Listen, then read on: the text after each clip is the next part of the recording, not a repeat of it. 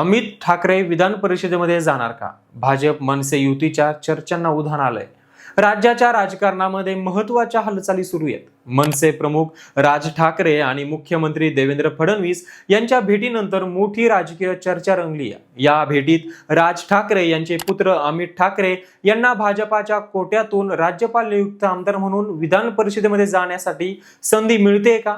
किंवा राज्यपाल नामनिर्देशित 12 आमदारांच्या पैकी सध्या 5 जागा रिक्त आहेत. या रिक्त जागांवरती कोणाला किंवा कोणाची वर्णी लागणार याकडे देखील सर्वांचं लक्ष आहे.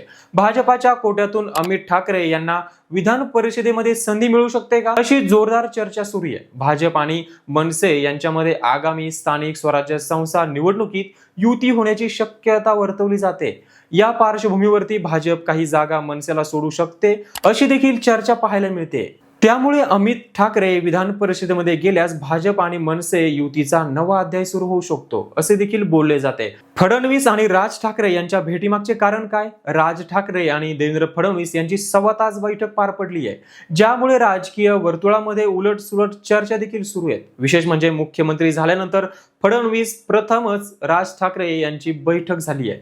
यामध्ये अमित ठाकरे यांचा राजकीय प्रवास पाहता अमित ठाकरेंनी 2024 मध्ये माहीम मतदारसंघातून विधानसभेची निवडणूक लढवली होती, मात्र त्यांचा पराभव झाला होता. आता भाजपाच्या पाठिंब्यामुळे त्यांना राज्यपाल नियुक्त आमदार म्हणून विधान परिषदेत जाण्याची संधी मिळते का, हे पाहणं महत्त्वाचं ठरेल. राज्यपाल नियुक्त आमदारांच्या 12 जागांवरती सध्या चित्रा वाघ, विक्रांत पाटील, बाळूसिंग महाराज राठोड, हेमंत पाटील, मनीषा कायंदे आणि पंकज भुजबळ आहेत.